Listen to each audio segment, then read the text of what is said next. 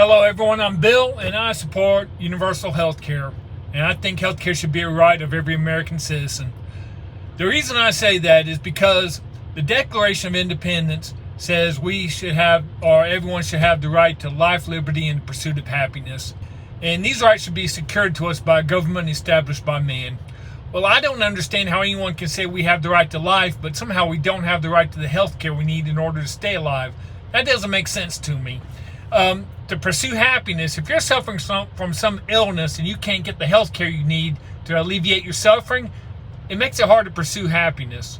Dr. Thomas Sowell, who's a famous economist, has said there are no solutions, there are only trade-offs. What that basically means is any problem we try to solve, the solution will create other problems. And I think he is 100% correct. So, universal health care will not be a perfect system. If anyone tells you that, they're lying or they don't know what they're talking about. It will have problems. It will have problems that we can't even predict. But the question is, would it be better than the system we have now?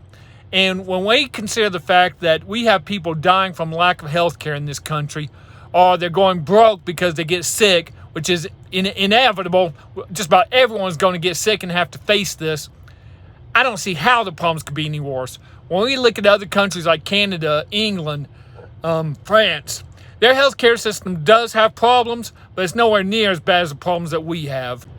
This should be obvious to everyone, but nobody ever really says this. The reason healthcare is so outrageously expensive is because the demand for it is so high. Everyone involved in the healthcare field knows that we either have to have it or we will suffer and die. So they just charge whatever they want. They don't even bother telling us what the prices are before they provide the service. And we don't bother asking because we are just too sick to deal with it. Some conservatives say the way to get the cost of healthcare down is for more competition. That's ridiculous. We've had this system for hundreds of years and I've yet to see the price start dropping. The reason is because when you're sick, you can't go price shopping. If you're having a heart attack, you can't think, oh, I got to see which emergency room will provide a good service at a good price. Now, I do want doctors to be paid very well. I want them to be paid a lot of money. In fact, if my doctor was doing surgery on me, if he said I'll do it for $15, I would not want that surgery from him. So, we can create a system where the doctors will be paid very well, but the hospitals and everybody else, the drug companies, can take a little bit less money. The drug companies take the attitude, oh, you don't want this chemotherapy drug? You don't have to have it. You can just suffer and die instead. That's fine. All we care about is our bottom line and our profits and our responsibility to our shareholders. In other industrialized countries, they pay about a third the price that we do. And according to the World Health Organization, they have better health care than we do. The reason is because their government step in and say we're going to provide health care as a right to our citizens, but we're not going to pay these outrageous prices. So they're like, okay, that's fine. We won't charge you as much. But the United States, no one is negotiating our prices. So they just charge us whatever they feel like.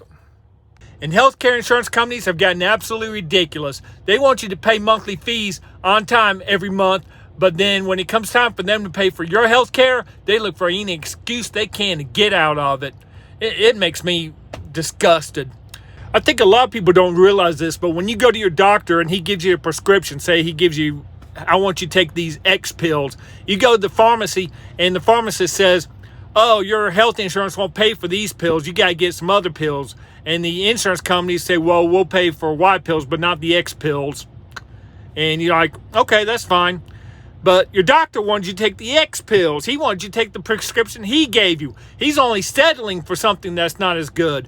The reason for this is because pharmaceutical companies and health insurance companies make side deals with each other. They say, hey, we'll sell you our prescription, our drugs for a cheaper price than that pharmacy. And they'll say, okay, we'll only pay for your drugs then. Here's something a lot of people don't think about.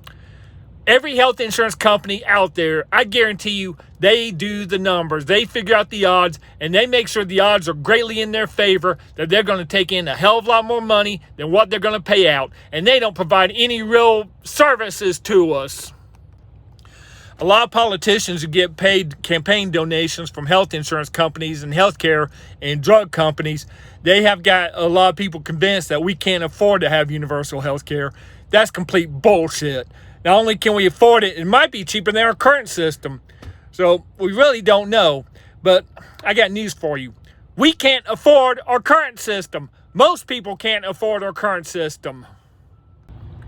Right now, the way our current system works is if you're in prison or you're on the welfare system, you get free health care. You get great health care, in fact. But those of us who are out there working, we don't get health care. Now, some people will say, well, let's stop giving prisoners health care. Okay, that sounds good at first until you think about it. Then you will have prisoners, some of whom are just completely innocent, waiting for trial. They'll be dying from asthma, diabetes. Here's a not-so-fun fact that I've learned. The FDA gets half of its funding from big pharmacy corporations, which means that there's a conflict of interest when they decide whether they should approve a drug or not. This is part of the reason why drugs like Vioxx get approved when they never should have been.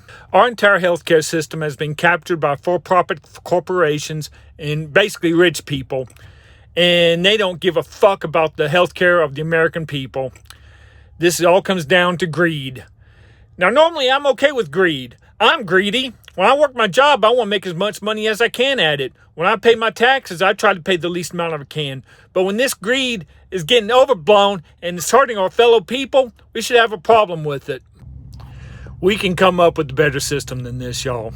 If I was president, I would fight as hard as I could to get universal health care for everybody. Even if you want to be selfish, you should still want universal health care, because either you're going to get sick or your loved ones are going to get sick. And when that happens, do you want to get the health care you need, or for them to get the health care they need as guaranteed as a right of being a citizen of the United States? Because if you don't, you may not get it. Even if you're rich. Rich people go broke too sometimes.